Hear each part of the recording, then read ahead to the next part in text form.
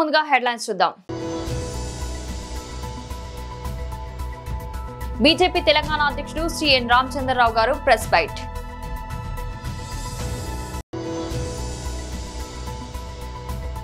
ఇంటింటికి కాంగ్రెస్ బాకీ కార్డుల పంపిణీ. యూసఫ్గూడ డివిజన్ జూబ్లీహిల్స్ నియోజకవర్గం. టీటీడీ మాజీ చైర్మన్ వైఎస్ఆర్సీపీ రాష్ట్ర అధికార ప్రతినిధి భూమన కరుణాకర్ రెడ్డి ప్రెస్ మీట్. కల్తీ మద్యానికి మూల విరాట్ Jagan. Chief whip MLC Panchamurthy Anuradha media సమావేశం.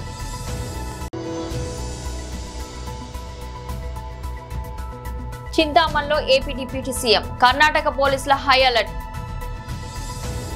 బీజేపీ తెలంగాణ అధ్యక్షుడు శ్రీ ఎన్ రామచంద్రరావు గారు ప్రెస్ బైట్. ఈరోజు సుప్రీంకోర్టులో బీసీ రిజర్వేషన్ల మీద ఒక రిట్ పిటిషన్ వేయడం జరిగింది. ఎవరో మరి నిన్న పెద్ద హడావుడిగా ఏదో పెద్ద సాధిస్తామని చెప్పేసి మరి మంత్రులు ఇక్కడి నుంచి కదిలి ఒక పెద్ద పబ్లిసిటీ చేసుకొని సుప్రీంకోర్టు పోయి మరి ఏ మామూలు ఒక వ్యక్తి కూడా తెలుసు హైకోర్టులో అదే అంశం పైన ఒక కేసు పెండింగ్ ఉంటే సుప్రీంకోర్టు దాన్ని నిరాకరిస్తుంది. హైకోర్టులో మీరు మీ వాదన వినిపించండి అంటది. అది న్యాచురల్. ఎందుకంటే ఒక కేసు కోర్టులో కింది కోర్టులో పెండింగ్ ఉన్నప్పుడు అది డిస్పోజ్ అయిన తర్వాతనే సుప్రీంకోర్టు ఇంటర్ఫియర్ అవుతుంది. అది కూడా రాజకీయం చేసే ప్రయత్నం చేస్తున్నటువంటి కాంగ్రెస్ నాయకులు ఏదో పెద్ద సాధించినాం మేము చేయబట్టే ఏదో అయిందనేటటువంటిగా ఏదో భావన ఇస్తున్నారు.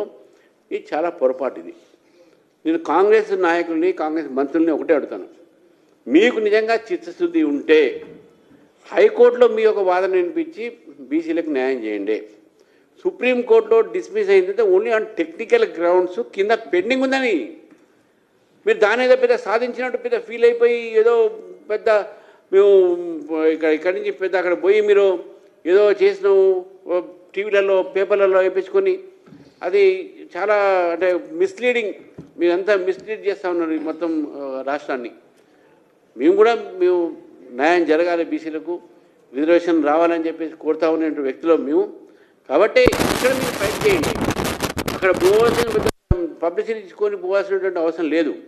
కాబట్టి మీ సంబంధించినటువంటి ఒక ఏదైతే డిస్మిస్ అయిందో ఆ వాదనలు ఇక్కడ మంచిగా వినిపించి ఈరోజు బీసీలకు న్యాయం చేసే ప్రయత్నం చేయండి. భారతీయ జనతా పార్టీ మీ యొక్క నిర్ణయంతో ముందే చెప్పినాము, కట్టుబడి ఉంటాం. బీసీలకు 42% న్యాయంతో మేము ఉన్నాము, సపోర్ట్ చేస్తున్నాము కూడా చెప్తున్నాం. కాబట్టి మీరేదో ఇక్కడ ఘనం సాధించినట్టు ఘనకార్యం చేసినట్టు ప్రజలకు చెప్పాల్సిన అవసరం లేదు. ఒకటి.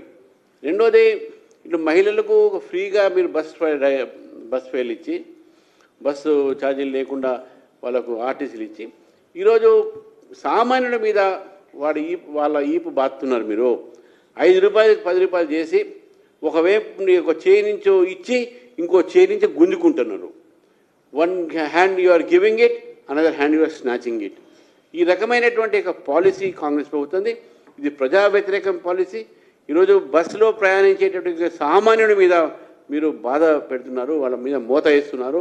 వాళ్ళని ఇక సామాన్యుడిని మీరు ఈరోజు చూడకుండా వాళ్ళ మీద చేస్తున్నటువంటి ఈ అఘాయిత్య ప్రభుత్వం చేస్తున్నట్టుగా ప్రజా వ్యతిరేక నిర్ణయాలు అవుతున్నాయో దీన్ని భారతీయ జనతా పార్టీ వ్యతిరేకిస్తుంది. మేము డిమాండ్ చేస్తూ ఉన్నాం, ఈ వెంటనే రోల్ బ్యాక్ చేయాలి, ఛార్జీలు తగ్గియాల్సిందిగా ప్రభుత్వాన్ని మేము డిమాండ్ చేస్తూ ఉన్నాం. ఇంటింటికి కాంగ్రెస్ బాకీ కార్డుల పంపిణీ. యూసఫ్గూడ డివిజన్ జూబ్లీహిల్స్ నియోజకవర్గం. రాష్ట్ర ప్రజలకు మేలు జరుగుతుంది. కాంగ్రెస్ గ్యారంటీ కార్డులు మంచి ఇవాళ 22 నెలలైనా ఏ ఒక్క గ్యారంటీ కూడా అమలు కాలేదు. జూబ్లీహిల్స్ ఎన్నికల్లో కాంగ్రెస్ ఓడితేనే ప్రజలకు గ్యారంటీలు అందుతాయి. ఇవాళ రేవంత్ రెడ్డి గారు ఏ గ్యారంటీ ఇవ్వకపోయినా ప్రజల్ని నేను మోసం చేసినా నాకు ఓట్లేస్తారని ఇవాళ రేవంత్ రెడ్డి గారు భావిస్తా ఉన్నారు. ఇవాళ జూబ్లీహిల్స్ లో కాంగ్రెస్ ఓడితే రేవంత్ రెడ్డి కుర్చీ ఏం పడిపోదు, కాంగ్రెస్ ప్రభుత్వం ఏం పడిపోదు. కానీ రాష్ట్ర ప్రజలకు మేలైతుంది, జూబ్లీహిల్స్ ప్రజలకు మేలైతుంది. మా చెల్లికి మహాలక్ష్మి కింద నెలకు 2500 అందాలన్నా, మా తాతకు నెలకు 4000 రూపాయల పెన్షన్ రావాలన్నా, నిరుద్యోగ యువతకు 2 లక్షల ఉద్యోగాలు రావాలన్నా, విద్యార్థులకు 5 లక్షల భరోసా కార్డు రావాలన్నా, కాలేజీల్లో చదివే పిల్లలకు ఫీజు రియంబర్స్మెంట్ రావాలన్నా, ఆడపిల్లలకు స్కూటీలు రావాలన్నా, ఆడపిల్ల పెళ్లికి తులం బంగారం రావాలన్నా, రైతన్నకు 15,000 రైతు బంధు రావాలన్నా జూబ్లీ హిల్స్ లో బీఆర్ఎస్ ను గెలిపించాలి, కాంగ్రెస్ ను ఓడించాలి. జూబ్లీ హిల్స్ లో బీఆర్ఎస్ గెలిస్తేనే రేవంత్ రెడ్డి ప్రభుత్వానికి షాక్ తగులుతుంది. మేము గ్యారంటీ కార్డులు ఇచ్చి ప్రజల్ని మోసం చేసినాం గనక, ప్రజలకిచ్చిన మాట తప్పినాం గనక 100 రోజుల్లో 4,000 పెన్షన్ ఇస్తామని, 100 రోజుల్లో అక్క చెల్లెలకు 2,500 మహాలక్ష్మి కింద అందిస్తామని మాట తప్పినందుకే జూబ్లీహిల్స్ లో ఓడించారు అని వాళ్లకు సోయ వస్తుంది, కనునిప్పు కలుగుతుంది. అప్పుడైనా రాష్ట్ర ప్రజలకు, జూబ్లీహిల్స్ ప్రజలకు ఈ 4,000 పెన్షన్ వస్తుంది, మహాలక్ష్మి పథకం వస్తుంది, కాంగ్రెస్ పార్టీ గ్యారంటీ కార్డు అమలవుతుంది. ఒకవేళ తప్పిపోయి జూబ్లీహిల్స్ లో కాంగ్రెస్ గెలిస్తే ఏమంటారు? రేపు మేము అన్ని పథకాలు ఇవ్వకపోయినా ప్రజలు మమ్మల్నే గెలిపించారు, ఇంకా మహాలక్ష్మి ఇవ్వాల్సిన అవసరం లేదు, 4,000 పెన్షన్ ఇవ్వాల్సిన అవసరం రేవంత్ రెడ్డి అనడా? అంటే మోసం చేసిన కాంగ్రెస్ కు మీ ఓటుతో గుణపాఠం చెప్పండి. ఇవాళ జూబ్లీహిల్స్ లో కాంగ్రెస్ ఓటేయడం అంటే మన వేలుతో మన కన్ను పొడుచుకోవడం. మోసం చేసిన కాంగ్రెస్ నేను జూబ్లీహిల్స్ నియోజకవర్గ ప్రజల్ని కోరుతా ఉన్నా. ముఖ్యంగా కాంగ్రెస్ డబ్బుల్ని నమ్ముకున్నది, అధికార దుర్వినియోగాన్ని నమ్ముకున్నది, పోలీసులను నమ్ముకున్నది. జూబ్లీహిల్స్ మా యువతకు, మహిళలకు మేము ఒక్కటే చెప్తున్నాం, మనస్సాక్షిగా ఓటేయండి. డబ్బులకో మద్యం సీసాలకో మనం అమ్ముడు పోవద్దు. రేవంత్ రెడ్డి డబ్బులను, మద్యం సీసాలను మీ ఎడమకాలతో తన్ని మీరు బీఆర్ఎస్ పార్టీకి ఓటేసి మాగంటి గోపీనాథ్ సేవలను గుర్తించి మా అభ్యర్థి మాగంటి గోపీనాథ్ గారు ఏ రకంగా అయితే మీకు సేవలు అందించారో మా అభ్యర్థి సునీత గారు కూడా, ఆమె పేదల మనిషి, ప్రజల మనిషి, ఒక సగటు మహిళగా మహిళల కష్టసుఖాలు తెలిసిన మనిషి. సునీత గారు ఎప్పటికప్పుడు మీ బస్తీల్లో తిరుగుతూ సగటు మహిళగా ఈ మహిళల కష్టాలను, జూబ్లీహిల్స్ అభివృద్ధికి, జూబ్లీహిల్స్ ప్రజల కష్టసుఖాల్లో తాను పాలు పంచుకుంటది. గోపి గారి అడుగు జాడల్లో నడుస్తుంది. టీటీడీ మాజీ చైర్మన్, వైఎస్ఆర్సీపీ రాష్ట్ర అధికార ప్రతినిధి భూమన కరుణాకర్ రెడ్డి ప్రెస్ మీట్ నిర్వహింపబడుతోంది అనే ఆయన నిరంతరము మీలాంటి పెద్దలతో అందరితోనూ కూడా ఆయన చెబుతూ ఉంటారు. ఓ 12-13 రోజుల క్రితం గౌరవనీయ అడిషనల్ ఈఓ వెంకయ్య చౌదరి గారి తండ్రి గారైన చలమయ్య గారు పరమపదించటం జరిగింది. అందరికీ తెలిసిన విషయం. పాపం వారికి బ్రహ్మోత్సవాలలో పాల్గొనేటువంటి అవకాశం కూడా తద్వారా పోవటం చాలా బాధ కలిగించే విషయం. వారి తండ్రి గారి శ్రాద్ధ కర్మక్రియల రోజున బిఆర్ నాయుడు గారు ఏం చేశారు అన్నది వారి టీవీలోనే వచ్చినటువంటి విషయాన్ని ఇప్పుడు మీకు చూపిస్తాను నేను కొద్దిగా. టీటీడీ అదనపు జేఈఓ వెంకయ్య చౌదరి కుటుంబాన్ని పరామర్శించారు టీటీడీ చైర్మన్ బీఆర్ నాయుడు. ఇటీవలే వెంకయ్య చౌదరి తండ్రి చిరుమామిళ్ల చలమయ్య అనారోగ్యంతో చనిపోయారు. ఆయన పెద్ద కర్మ కార్యక్రమంలో పాల్గొనేందుకు పల్నాడు జిల్లా మాచర్లకు విచ్చేశారు బీఆర్ నాయుడు. చలమయ్య చిత్రపటానికి పూలమాలలు వేసి నివాళులర్పించారు.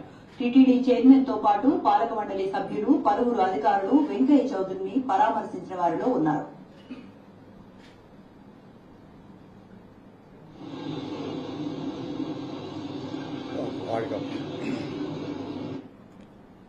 సాక్షాత్తు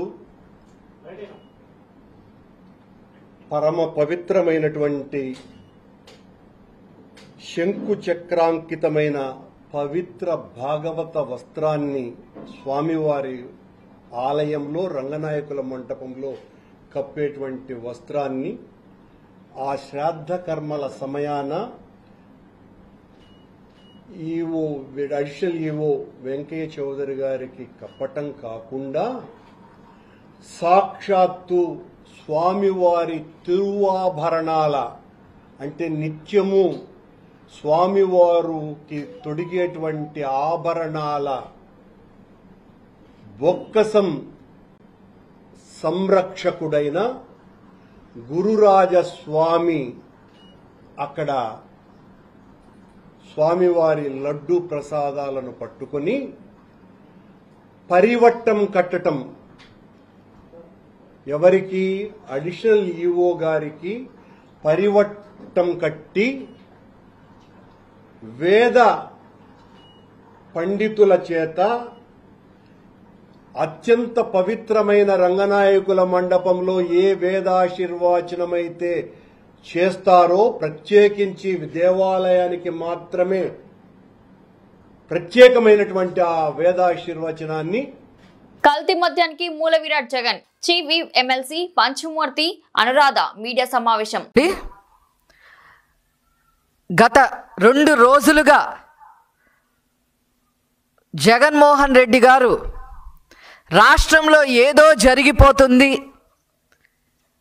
నకిలీ మద్యం తయారు చేస్తున్నారు, అమ్మేసుకుంటున్నారు అని చెప్పి లబో దిబోమంట ఉన్నారు. మీకు అసలు నిజాలు తెలుసా? మీ హయాములో లిక్కర్ స్కామ్కి తెర లేపి మీరు మూల విరాటుగా ఉంటూ 3,500 కోట్లకు పైగా నకిలీ మద్యాన్ని అమ్మి సొమ్ము చేసుకొని మీ ఎమ్మెల్యేలు ఎంపీలు మీ హయాంలో ఉన్న ప్రభుత్వ యంత్రాంగం అంతా జైలు పాలైతే కనీసం ఒక్కళ్ళని కూడా సస్పెండ్ చెయ్యకుండా లిక్కర్ స్కామ్ గురించి ఒక్క మాట కూడా మాట్లాడకుండా మీరు ఈరోజు మా ప్రభుత్వంపై బురద జల్లే ప్రయత్నం చేస్తారా?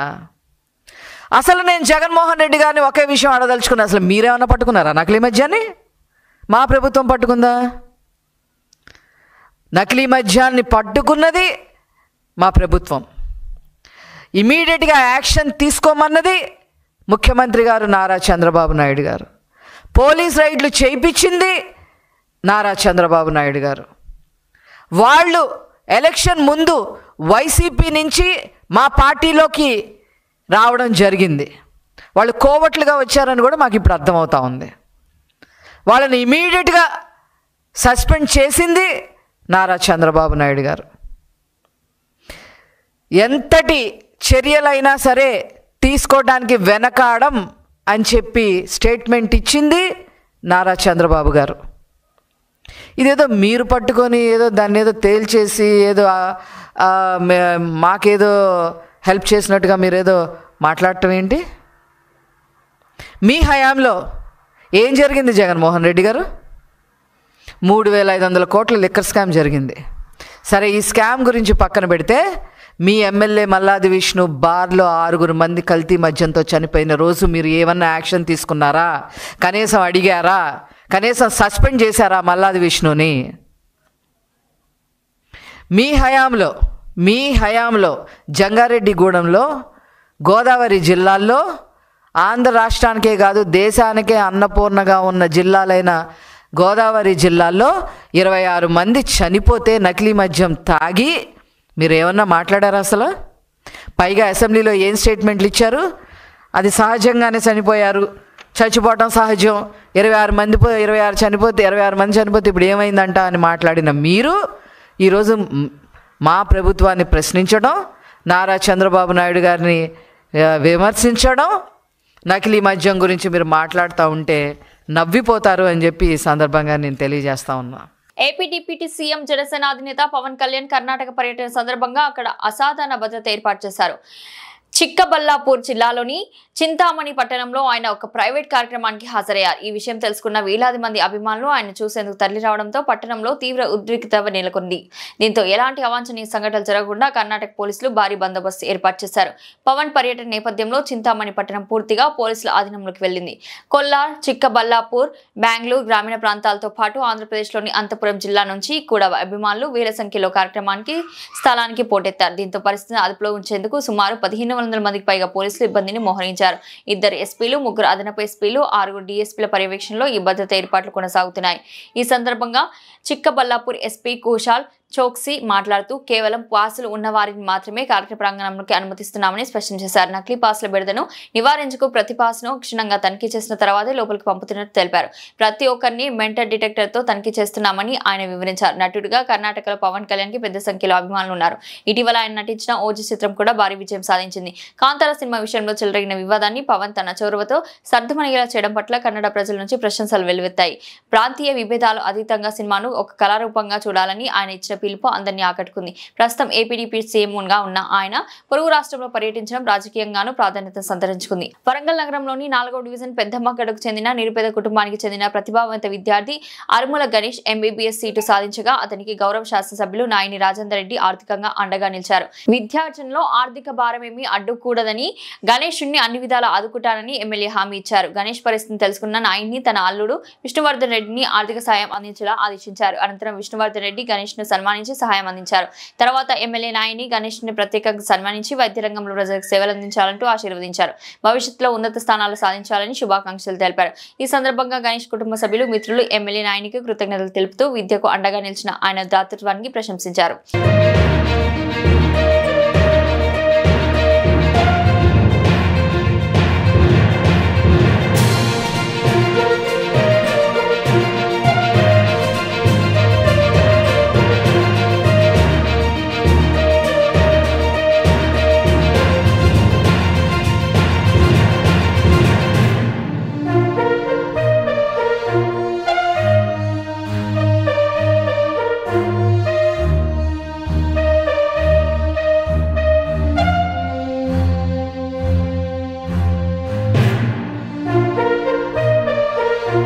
విద్య ఆర్థిక సమస్యలు పరిష్కరించాలని అక్టోబర్ 7న విజయవాడ ధర్నా చౌకలో జరిగే మహాధర్నాన్ని ఉపాధ్యాయులు విజయవంతం చేయాలని కోరుతూ ప్రెస్ లో మాట్లాడుతున్న యూటీఎఫ్ రాష్ట్ర అధ్యక్షుడు మరియు ఎఫ్ఏపీటీఓ డిప్యూటీ సెక్రటరీ జనరల్. ఈరోజు ఫ్యాప్టో రాష్ట్ర వ్యాప్తంగా ఉద్యోగ ఉపాధ్యాయుల సమస్యల పరిష్కారం కోసం, ఈరోజు విద్యారంగంలో ఎదుర్కొంటున్న సమస్యల పరిష్కారం కోసం రేపు అక్టోబర్ 7వ తారీఖున విజయవాడ ధర్నా చౌక్లో పెద్ద ఎత్తున మహాధర్నా కార్యక్రమాన్ని, పోరుబాట కార్యక్రమాన్ని నిర్వహిస్తూ ఉన్నాం. ఉపాధ్యాయులందరూ వేలాదిగా తరలి వచ్చి ఈ ధర్నా కార్యక్రమాన్ని, మన అసంతృప్తిని ఈ ప్రభుత్వానికి తెలియజేసేటువంటి ప్రయత్నం చేయాలనేటువంటి పిలిపిస్తా ఉన్నాం. రెండోది, ఈరోజు పాఠశాలలో ప్రారంభానికి ముందు గత 2024కి ముందు ఎన్నికల్లో మేము గత ప్రభుత్వం ఉపాధ్యాయుల్ని, ఉద్యోగులందరినీ కూడా మానసిక వేధింపులకు గురి చేసింది. అలాగే వీళ్ళకి బోధనేతర కార్యక్రమాలన్నీ చేసింది. వాళ్ళకి ఇవ్వాల్సిన హక్కులు ఏమేమి లేదు. అందువల్ల వాటన్నింటినీ మేము పరిష్కరిస్తాం. సకాలంలో డిఏలు ఇస్తాం, సకాలంలో పిఆర్సీలు ఇస్తాం. మీకు అన్ని బోధనేతర పనులన్నింటినీ కూడా మినహాయిస్తాం. బోధనకు మాత్రమే పరిమితం చేస్తాం. ఉపాధ్యాయుల్ని ఇబ్బంది పెట్టమని చెప్పి నమ్మించి అధికారంలోకి వచ్చినటువంటి ఈ ప్రభుత్వం ఇప్పుడు ఆ నమ్మకాన్ని వమ్ము చేసి ఉద్యోగ ఉపాధ్యాయుల మీద గత ప్రభుత్వం ఏ విధమైనటువంటి భారాలను అయితే మోపిందో అదే భారాల్ని ఈ రోజుకి కొనసాగిస్తూనే ఉంది. ఈ రోజు పాఠశాల జూన్ 12 రీఓపెన్ అయిన తర్వాత వారం రోజుల పాటు యోగాంధ్ర పేరుతోటి ఇబ్బంది పెట్టింది. దాని తర్వాత పీటీఎం పేరుతోటి 10-15 రోజుల పాటు పాఠశాలలో ఒక అక్షరం కూడా పిల్లలకు చెప్పలేదు. ఇప్పుడు కర్మయోగి పేరుతోటి, లేకపోతే స్వచ్ఛంద పేరుతోటి, ఇప్పుడు జిఎస్టీ పేరుతోటి పిల్లలకి వాళ్ళకి గణాంకాలు ఇచ్చేది ప్రయత్నాలు మాత్రమే చేస్తారు. బోధనకి ఆటంకం కలిగించేటువంటి బోధనేతర కార్యక్రమాలన్నీ రద్దు చేయాలని మేము డిమాండ్ చేస్తాను. అలా రద్దు చేయకపోతే ఖచ్చితంగా వీటన్నింటినీ రేపు 7 తర్వాత ఫ్యాప్టో సంఘాలు, ఉపాధ్యాయ సంఘాలతో మాట్లాడుకుని బోధనేతర కార్యక్రమాలన్నింటినీ ఖచ్చితంగా బాయ్కాట్ చేస్తాం. ఒక్క బోధనేతర కార్యక్రమాన్ని కూడా చెయ్యం.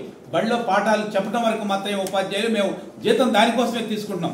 తల్లిదండ్రులకు కూడా ఈ సందర్భంగా చెప్తున్నాం, మన పిల్లలకి ఎవరికి అక్షరాలు రానికోకుండా ఈ రోజు ప్రభుత్వ పాఠశాలల నుంచి ప్రైవేటు పాఠశాలకు వెళ్ళడానికి కూడా కారణం ఇవాళ ఈ ప్రభుత్వ విధానాలే. అందుకోసమనే ఖచ్చితంగా ఈ పోరుబాట కార్యక్రమాన్ని నిర్వహిస్తూ ఉన్నాం కనుక బోధనేతర కార్యక్రమాలను రద్దు చేయాలని ప్రభుత్వాన్ని డిమాండ్ చేస్తాం. లేక ఆర్థిక అంశాలకు సంబంధించి కూడా మేమైతే ఓపెన్ గా మన గౌరవ ఉప ముఖ్యమంత్రి గారిని ఈ సందర్భంగా కోరుతున్నది, వారు పదే ప్రచారంలో చెప్పినటువంటిది, మా నాన్నగారు కానిస్టేబుల్, మేము గనక రేపు పెన్షన్ తీసుకోవడానికి చాలా ఇబ్బంది పడి మా కుటుంబాన్ని బతికించుకున్నాం కనుక పెన్షన్ మీ హక్కు మేము విజయవాడ ఉత్సవ నిర్వహణ విషయంలో వైఎస్ఆర్సీపీ నాయకులు, ముఖ్యంగా దేవినేని అవినాష్ మరియు పేర్నినాని కుట్రలు ప్రజలు గమనించారు. విజయవాడ ఉత్సవం నిలిపివేయడానికి దేవినేని అవినాష్, పేర్నినాని వంటి నాయకులు కోర్టులో తప్పుడు పిటిషన్లు వేయించారని చిన్ని ఆరోపించారు. దేవాలయ భూమిని లీజుకు తీసుకుని పారదర్శకంగా ఉత్సవాలు నిర్వహిస్తున్నప్పటికీ వైఎస్ఆర్సీపీ నాయకులు అక్రమాలు జరిగాయని నిందలు వేశారని ఆయన మండిపడ్డారు. దేవినేని అవినాష్ విజయవాడ అంతటా భూ కబ్జాలకు పాల్పడుతున్నారని, పేర్నినాని బియ్యం అక్రమాలకు పాల్పడ్డారని చిన్ని ఆరోపించారు. ప్రజా సమస్యల గురించి మాట్లాడే అర్హత వారికి లేదని కేశినేని చిన్ని విమర్శించారు. వైఎస్ఆర్సీపీ కేవలం హత్య రాజకీయాలు, రౌడీజంపై ఆధారపడి ఉందని అన్నారు. ఈ కార్యక్రమంలో తిరువురు పరిశీలకుడు సుఖవాసి శ్రీనివాసరావు, 4 మండలాల ముఖ్య నాయకులు, కార్యకర్తలు, అభిమానులు పాల్గొన్నారు. విజయవాడ పార్లమెంటు ప్రజలు, ఎన్టీఆర్ జిల్లా ప్రజల యొక్క విజయం, ఈ విజయం ఇంత భారీగా అందించిన అందరికీ కూడా ధన్యవాదాలు.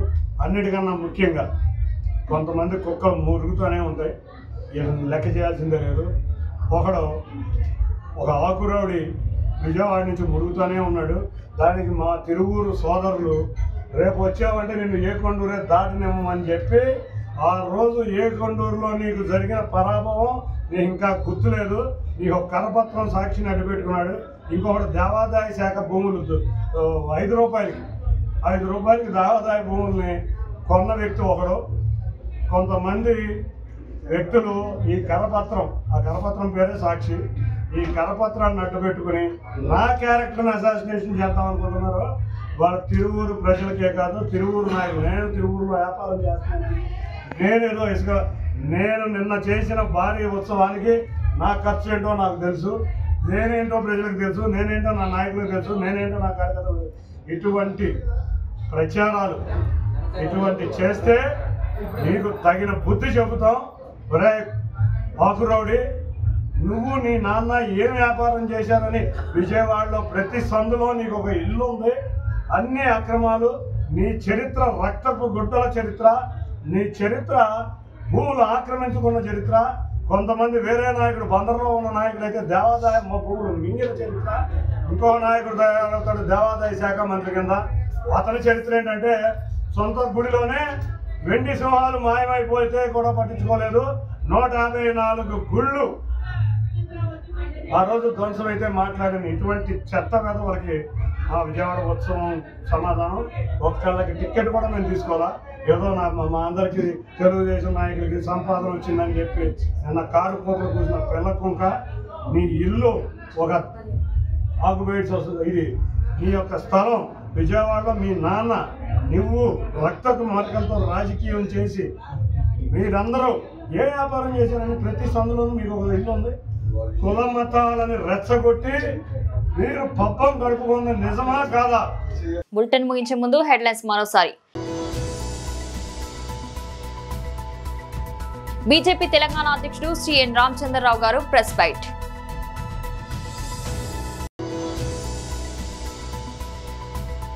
ఇంటింటికి కాంగ్రెస్ బాకీ కార్డుల పంపిణీ. యూసఫ్గూడ డివిజన్ జూబ్లీహిల్స్ నియోజకవర్గం. టీటీడీ మాజీ చైర్మన్ వైఎస్ఆర్సీపీ రాష్ట్ర అధికార ప్రతినిధి భూమన కరుణాకర్ రెడ్డి ప్రెస్ మీట్. కల్తీ మద్యానికి మూల విరాట్ Jagan. Chief whip MLC Panchamurthy Anuradha media సమావేశం.